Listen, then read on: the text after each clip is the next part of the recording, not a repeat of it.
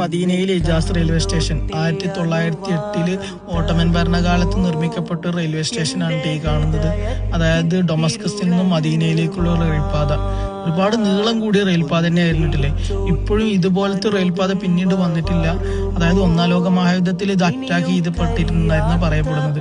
ഇതൊരു ടാർഗറ്റായിട്ട് ഇത് അറ്റാക്ക് ചെയ്തിട്ടുണ്ടായിരുന്നു. അതുകൊണ്ട് തന്നെ ഒരുപാട് ഭാഗങ്ങൾ നശിച്ചു പോയിട്ടുണ്ടായിരുന്നു. പിന്നീട് ഇത് ഓപ്പൺ ആക്കാൻ നോക്കിയിട്ടുണ്ടായിരുന്നു പറയപ്പെടുന്നത്. പിന്നീട് ഇത് ഓപ്പൺ ആക്കാൻ നോക്കിയ സമയത്ത് ഇതിന്റെ സാധനങ്ങളുടെ ലഭ്യത ഒന്നും ഇല്ലാത്തത് കൊണ്ട് പിന്നെ ഇത് തുടർന്ന് ഓപ്പൺ ആക്കാൻ കഴിഞ്ഞില്ല എന്ന് പറയുന്നു.